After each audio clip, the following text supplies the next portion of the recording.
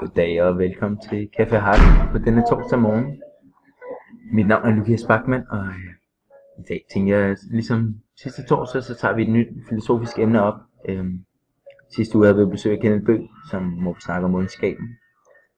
Og i denne uge, så tænker jeg, at vi har fundet et nyt emne frem, som er viden.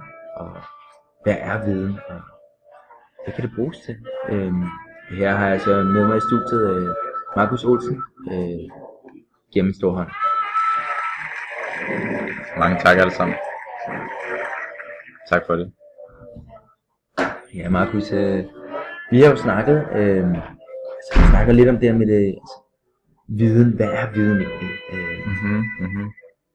Jamen altså, viden, sådan som jeg opfatter viden, det er jo i forskellige former.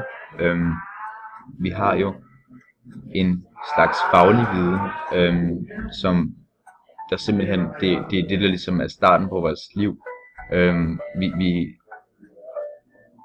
Vi udvikler det igennem folkeskolen og gymnasiet osv. Det er den her boglige viden, som ligesom gør os klogere. Man kan sige, at en vidensform er klogskab igennem bøger, igennem faglighed. Men der eksisterer jo også andre vidensformer. Jeg bliver lige ved, altså jeg synes også det er noget med omkring det her med at den første viden vi får er ligesom den boglige, ikke? Teoretiske del, ikke? Vi får ligesom vores egen side. Vi ved noget om en sag, for at sige det basalt set.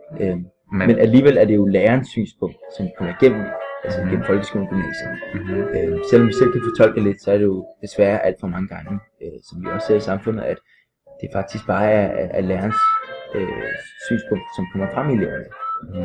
Og det er også derfor, de har nogle af de her nye AT, fordi de gerne vil have, at eleverne selv gerne vil komme frem til den her viden. Man kan jo sige et eller andet sted, at den her faglige viden ligesom skal give en baggrund for at kunne udvikle sin egen viden. Man kan ikke ligesom begynde selv at udvikle sin egen personlige viden, hvis jeg må have lov til at sige det sådan.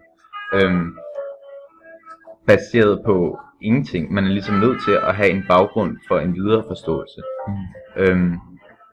Altså som netop skaber ligesom en model, som man også har forsøgt at lave i dag. Sådan hvordan man hele tiden skaber sig en ny forståelse af livet, hvis man kan sige det på den måde. Men hvis vi går lidt videre fra faglig viden, så er der også praktisk viden. Ja, det er faktisk sjovt, når du snakker om praktisk viden. Det får mig lidt tilbage til dengang jeg var lille, hvor jeg sad med min far, og vi så altid fodboldkampe. Min far spurgte sådan, skal du ikke med ud og spille fodbold? Jeg havde bare lyst til at læse fodboldmagasiner. Og så sagde han sådan, du bliver ikke god og klog på fodbold ved at læse om det. Det her er det en praktisk viden, du skal have. Det er noget erfaring inden for feltet. Det kan jeg huske, det ligger meget dybt i mig.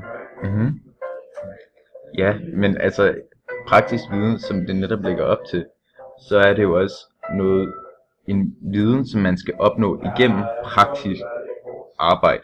Ja. Altså, for din fodboldhistorie lægger jo helt op til det, som jeg sagtens skal relatere til. Altså, hvor man bliver jo ikke en god fodboldspiller af at læse en masse fodboldmagasiner. Man bliver en god fodboldspiller til dels er at have en god forståelse af spillet osv. Og en god faglig viden som sådan. Men størstedelen er selvfølgelig praktisk viden, hvor man ligesom er nødt til at erfare spillet osv. Ja, det er jo det samme med der har været, politiet har haft store diskussioner omkring det her med køreteori og køreprøve. Fordi der er mange, der egentlig siger sådan, at det du ikke lærer, du lærer faktisk ikke at køre i trafikken. Du lærer dig at begå dig i trafikken. Og det er jo lidt det der dilemma-spørgsmål, der kommer ind igen, ikke? Om det er vigtigt med praktisk eller teoretisk viden.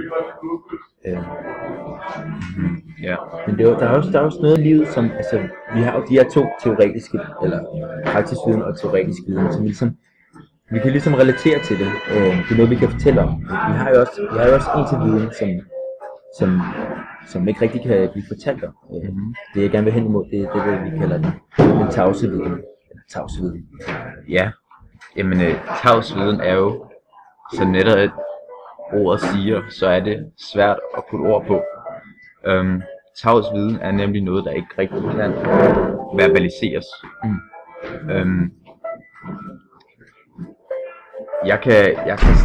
Jeg kan sige til dig, at vi kan gå tilbage til din fodboldhistorie. Du kan læse en masse om fodbold og skabe kendskab til spillet på den måde. Men jeg kan ikke forklare dig, hvordan man bliver en god fodboldspiller. Nej. Det er noget, altså, det er simpelthen noget, som ikke kan kommunikeres. Man kan ikke kommunikere tavsviden.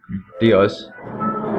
Der er også en af de store begreber, som altså det der at være klog på livet. Altså det er jo, hvis man er klog på livet, ikke, og har viden om livet, så er det fordi man har levet det, fordi man har gjort sig nogle erfaringer. Der er selvfølgelig forskellige meninger om, hvordan man kan være klog på livet som sådan. Det er jo også en af de ting, vi i generelt. Altså folk har jo forskellige fortolkninger af det. Men i sidste ende, så kan tavsviden, eller viden i det hele taget, komme ned til, at det kan være en skelnen mellem, hvorvidt den her viden kan kommunikeres eller ej. En viden, der kan kommunikeres, er meget håndgribelig, og det er noget, man kan lære, og det er noget, der man kan i teorien lære uindskrækkede mængder af. Men derimod, viden, som er svær at kommunikeres, det er noget, som skal erfares. Noget, som man er nødt til at komme ud i livet og blive klogere på livet på, for at kunne forstå. Ja. Det var, og vi siger tak for dig, Markus. Tak for fine ord, og du må have en god dag fremover. Giv ham lige en hånd, folkens. Mange tak. Mange tak. Det var en fornøjelse at være med i studiet i dag.